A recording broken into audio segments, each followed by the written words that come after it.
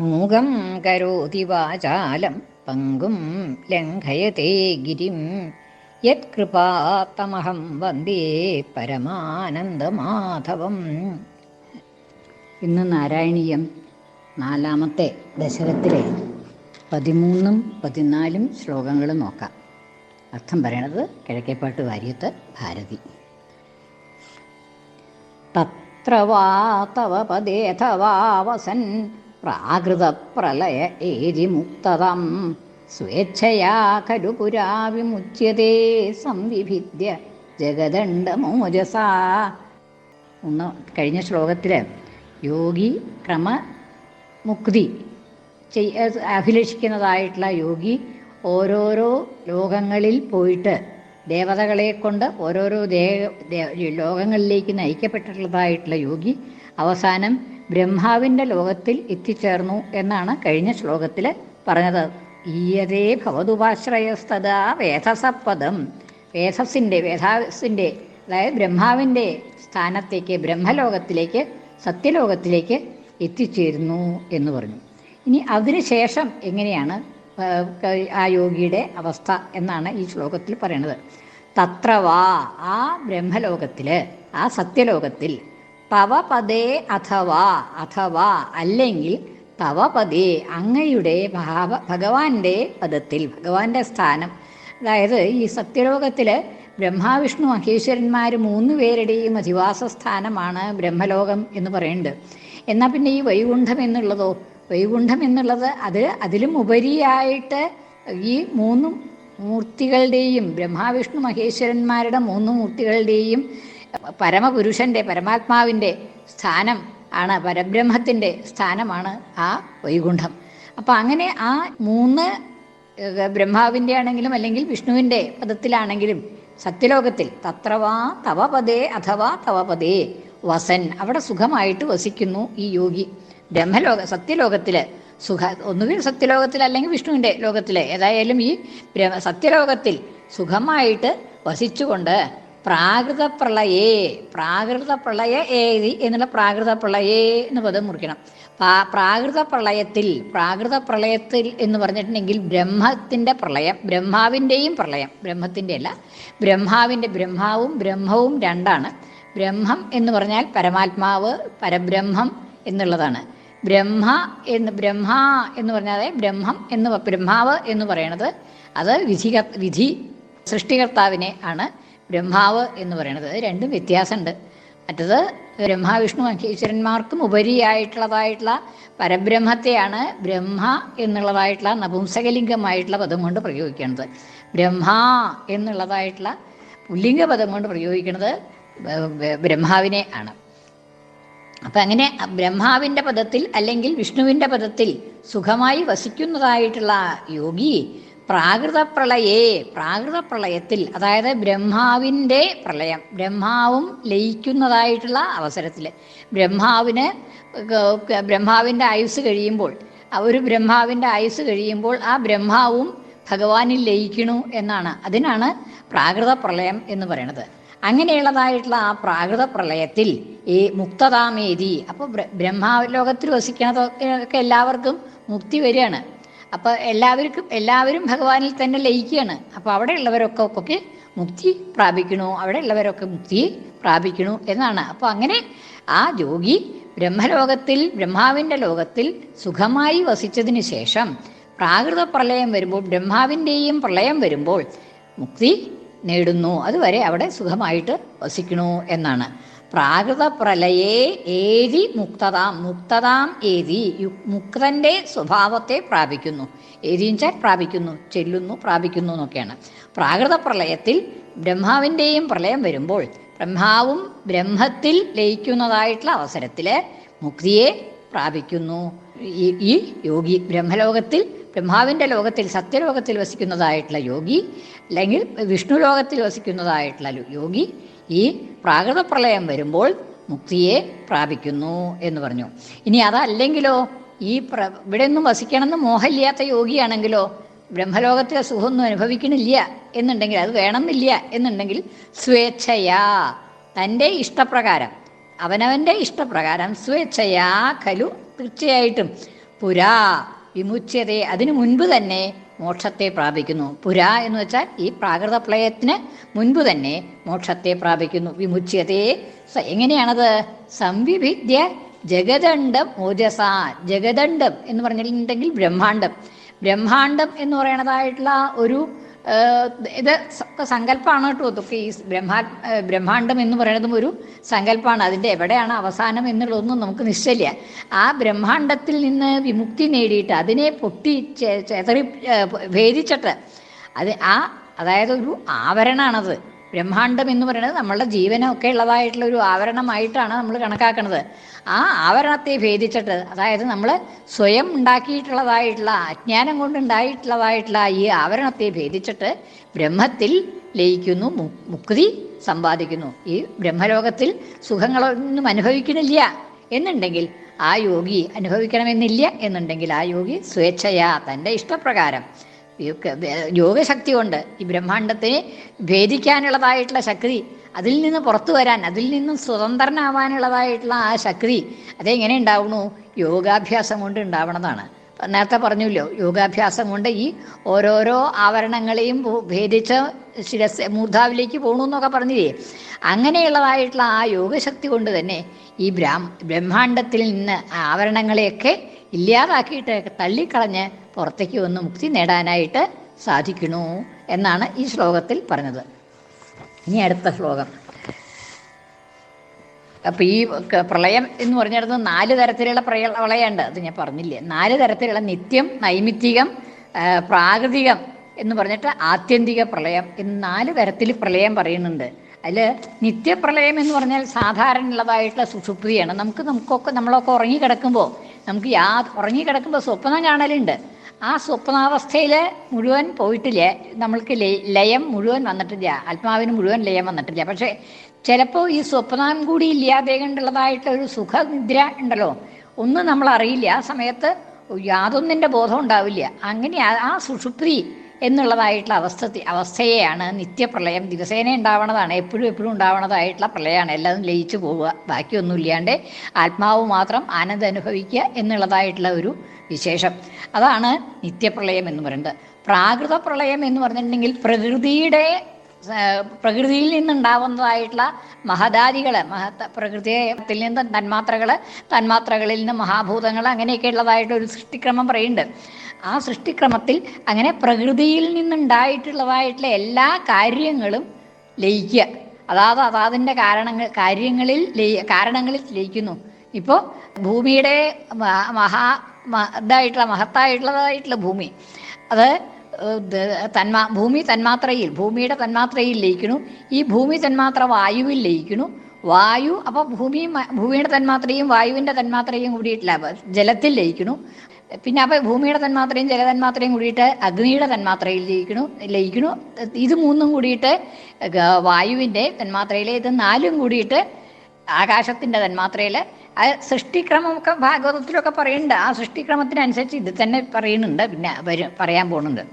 അപ്പോൾ അങ്ങനെ ആ സൃഷ്ടിക്രമത്തിനനുസരിച്ച് തന്നെ എങ്ങനെയാണോ ഓരോന്നിൽ നിന്ന് മറ്റൊന്നുണ്ടാവണത്, അതിനനുസരിച്ച് അതിൻ്റെ നേരെ തിരിച്ചുള്ളതായിട്ടുള്ള ഒരു പ്രക്രിയയിൽ കൂടെ ഈ പ്രകൃതിയിൽ നിന്നുണ്ടാകുന്നതായിട്ടുള്ള എല്ലാം തന്നെ, വ്യക്തമായിട്ട് വരുന്നതായിട്ടുള്ള എല്ലാം തന്നെ ലയിക്കുന്നു. അതിനെയാണ് പ്രാകൃതിക ലയം എന്ന് പറയണത്. പിന്നെ അത് കഴിഞ്ഞ് നിത്യലയം, നിത്യമായിട്ടുള്ള പ്രളയം, പ്രാകൃത പ്രളയം, നൈമിത്തിക പ്രളയം എന്ന്. നൈമിത്തിക പ്രളയം എന്ന് പറയുമ്പോൾ ബ്രഹ്മാവിൻ്റെ ഒരു ദിവസത്തെ ഇത് കഴിഞ്ഞാൽ ഒരു ഉറക്കമുണ്ട് ബ്രഹ്മാവിന്. ആ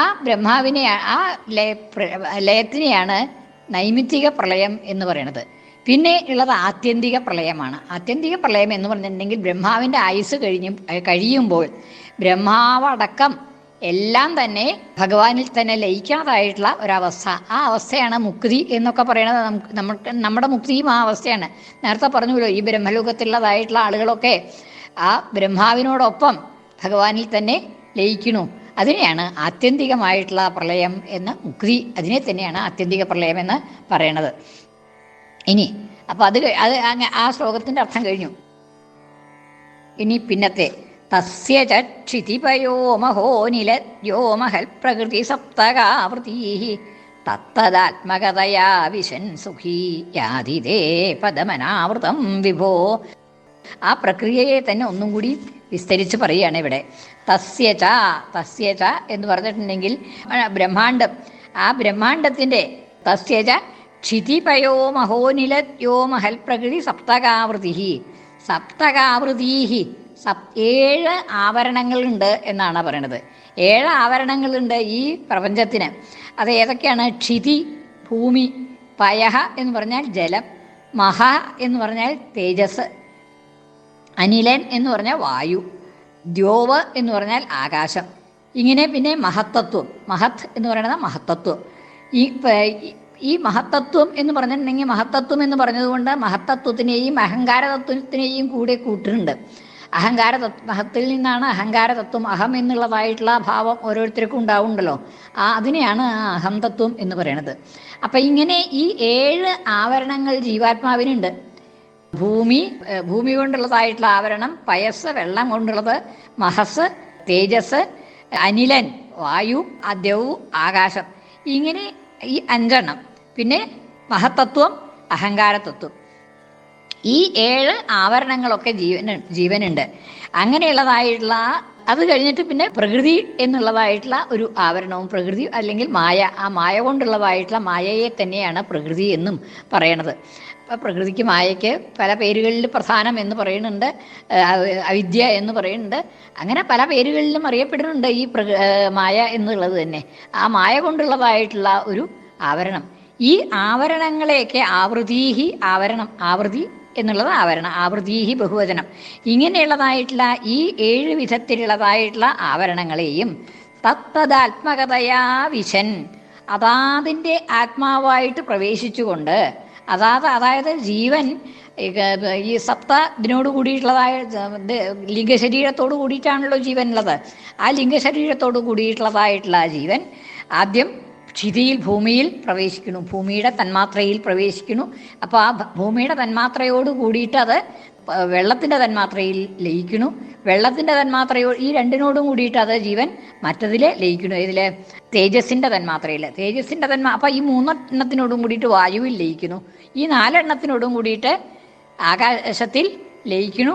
അങ്ങനെ അഹങ്കാരതത്വത്തിലേക്ക്, മഹത്തത്വത്തിലേക്ക്, അത് കഴിഞ്ഞ് പ്രകൃതിയിലേക്ക്, ഈ പ്രകൃതി തന്നെ ഭഗവാനിൽ ലയിക്കുകയാണ് ചെയ്യുന്നത്. അപ്പം അങ്ങനെയാണ് ഈ 7 ആവരണങ്ങളെയും ഭേദിച്ചുകൊണ്ട് ഈ ആവരണങ്ങളെയൊക്കെ മറ്റൊന്നും ലയിപ്പിക്കുകയാണ്, എന്നിട്ട് ഇല്ലാണ്ടാക്കുകയാണ്. അങ്ങനെ ക്ഷിതി പയോ മഹോനിലയോ മഹൽ പ്രകൃതി സപ്തകാവൃതീഹി, ഇങ്ങനെയുള്ളതായിട്ടുള്ള 7 ആവരണങ്ങൾ കൂടിയതായിട്ടുള്ള ഈ ജീവാത്മാവ് തത്തദാത്മകതയാ വിശൻ, ഓരോ ഓരോന്നിലേക്കും, ഓരോന്നിൻ്റെ സ്വഭാവത്തിലേക്കും പ്രവേശിച്ചുകൊണ്ട്, ഞാൻ ഈ പറഞ്ഞ ക്രമത്തിൽ, അതായത് ആദ്യം ഭൂമി തന്മാത്രയിൽ പ്രവേശിക്കുന്നു, പിന്നെ ഭൂമി തന്മാത്രയോട് കൂടിയിട്ട് വായു തന്മാത്രയിൽ, ഈ സൃഷ്ടിയുടെ വിപരീതമായിട്ടുള്ള ക്രമം, പ്രളയത്തിൻ്റെ ക്രമമാണ് പറയണത്. അതാതിൻ്റെ സ്വഭാവത്തോടു കൂടി, അതാതിനോട് കൂടി പ്രവേശിച്ചിട്ട് സുഖീ എന്നാൽ അവിടെ ഒന്നും ഈ ജീവാത്മാവിന് യാതൊരു ക്ലേശം ഉണ്ടാവണില്ല, എങ്ങനെ സ്വയം നശിക്കണു എന്നുള്ള ബോധമൊന്നുമില്ല. സുഖമായിട്ട് സന്തോഷത്തോടു കൂടിയിട്ട് സുഖീ യാതിതേ പദം അനാവൃതമായിട്ടുള്ള ആവരണങ്ങളൊന്നുമില്ലാത്തതായിട്ടുള്ള ബ്രഹ്മപദത്തിലേക്ക്, വൈകുണ്ഠപദത്തിലേക്ക്, ഭഗവാന്റെ പദത്തിലേക്ക് എത്തിച്ചേരുന്നു. തേ അനാവൃതം പദം, അനാവൃതമായിട്ടുള്ള, ആവരണം ചെയ്യപ്പെടാത്തതായിട്ടുള്ള, മൂടപ്പെടാത്തതായിട്ടുള്ള, ആ ഒന്നിൻ്റെയും മൂടലില്ലാത്തതായിട്ടുള്ള ആ പദത്തിലേക്ക്, ഭഗവാന്റെ പദത്തിലേക്ക് എത്തിച്ചേരുന്നു, ഭഗവാനായിട്ട് ഏകീഭാവം പ്രാപിക്കുന്നു എന്ന് പറഞ്ഞു. ഇനി അടുത്ത ശ്ലോകം. അർച്ചിരാദിഗതിമീതൃശിം വ്രജൻ വിച്യുതിം ന ഭജതേ ജഗൽപദേ സച്ചിദാത്മക ഭവൽ ഗുണോദയാനുച്ചരന്തമനിലേശ പാഹിമം. അർച്ചിരാദിഗതിമീതൃശീം വ്രജൻ, ഇപ്രകാരമുള്ളതായിട്ടുള്ള അർച്ചിരാദിഗതിം, അർച്ചിസ് എന്ന് പറഞ്ഞിട്ടുണ്ടെങ്കിൽ തേജസ്, ആ തേജസ് തുടങ്ങിയതായിട്ടുള്ളതായിട്ടുള്ള ഗതിയിൽ കൂടി, അതായത് ആദ്യം അഗ്നിയിൽ കൂടെയാണല്ലോ, അഗ്നിയാണ് ആദ്യം ജീവനെ കൊണ്ടുപോകുന്നതെന്ന് പറഞ്ഞു 3-4 ശ്ലോകത്തിൻ്റെ മുമ്പേ ആയിട്ട്.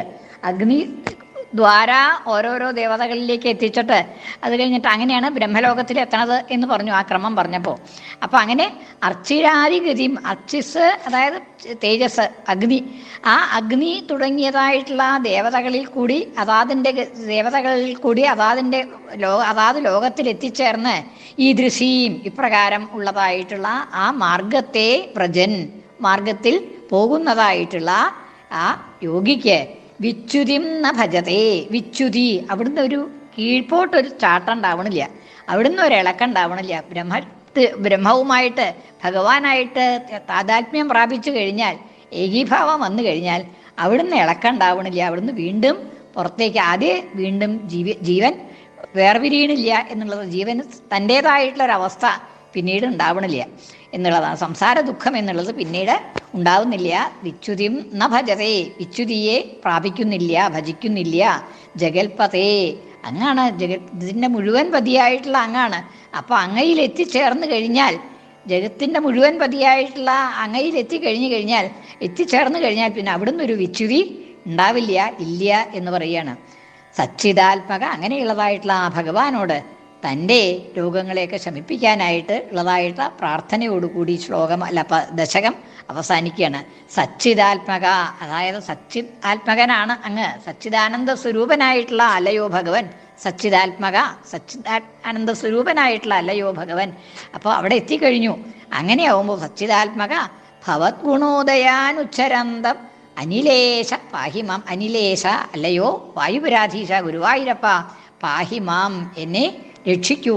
എന്താണ് എനിക്ക് അതിനുള്ളതായിട്ടുള്ള, എനിക്കിങ്ങനെയൊന്നും ഈ യോഗമാർഗത്തിൽ കൂടെ അവിടെ പ്രാപിക്കാനുള്ളതായിട്ടുള്ള ശക്തിയൊന്നും ഇല്ല എന്ന് ആദ്യം തന്നെ പറഞ്ഞു കഴിഞ്ഞു. കല്യതാമ്മ കുരുഷ്വതാവതീം, അത്രത്തോളം ആരോഗ്യം എനിക്ക് ഉണ്ടാക്കി തരൂ എന്നാണ് അർത്ഥം. ആദ്യത്തെ അഭ്യർത്ഥന. അത്രത്തോളം ആരോഗ്യം എത്രത്തോളം വേണം? കല്യതേ ഭവതുപാസനം യയ, അങ്ങയെ ഉപാസിക്കാനുള്ളതായിട്ടുള്ള ആ ശക്തി ഉണ്ടാകത്തക്ക വിധത്തിൽ എൻ്റെ രോഗങ്ങളെ ശമിപ്പിക്കൂ, എനിക്ക് അരോഗത തരൂ എന്ന് ആദ്യം തന്നെ പറഞ്ഞു. ഇതാണ് ഇവിടെ മുഴുവൻ. ഇപ്പം എങ്ങനെ അയ്യാലാണ് അങ്ങയെ ഭജിക്കാനുള്ളതായിട്ടുള്ള യോഗ്യത എനിക്കുണ്ടാവുക?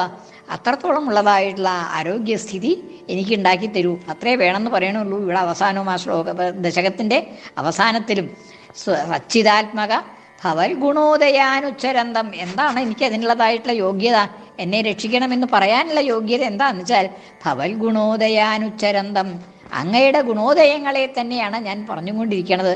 അങ്ങയുടെ ഗുണോദയങ്ങളെ അനുഭവിച്ചറിഞ്ഞ് അവയെയൊക്കെ മനസ്സിലാക്കിക്കൊണ്ട് അവയെ മറ്റുള്ളവർക്ക് കൂടി മനസ്സിലാക്കാനായിട്ട് പ്രകാശിപ്പിച്ചുകൊണ്ട്, എൻ്റെ കഴിവനുസരിച്ച് പ്രകാശിപ്പിച്ചുകൊണ്ട് അങ്ങയെ ഭജിച്ചുകൊണ്ട് ഞാൻ ഈ ഗുരുവായൂരിൽ തന്നെ ഇരിക്കാനാണ് വിചാരിക്കണത്. എനിക്ക് അങ്ങയെ ഭജിക്കാനുള്ളതായിട്ടുള്ള പൂർണ്ണ ആരോഗ്യം ഉണ്ടാകുന്നത് വരെ ഞാനിവിടെ വസിക്കും.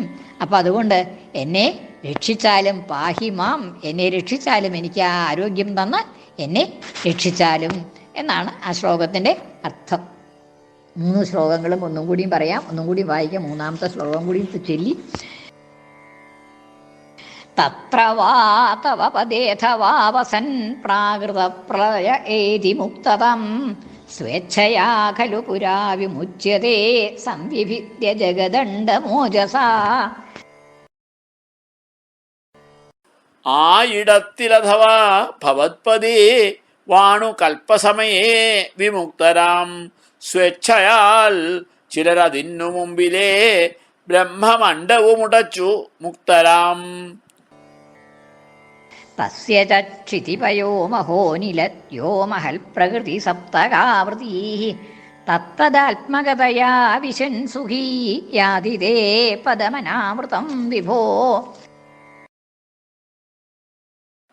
ബ്രഹ്മമേഴുമറ ഭൂമി വെള്ളമങ്ങഗ്നിയംബരമധാനിലൻ മഹത് മായ എന്നിവ കടന്നു ഹേ വിഭോ നിന്നനാവൃത പദത്തിലെത്തിടും.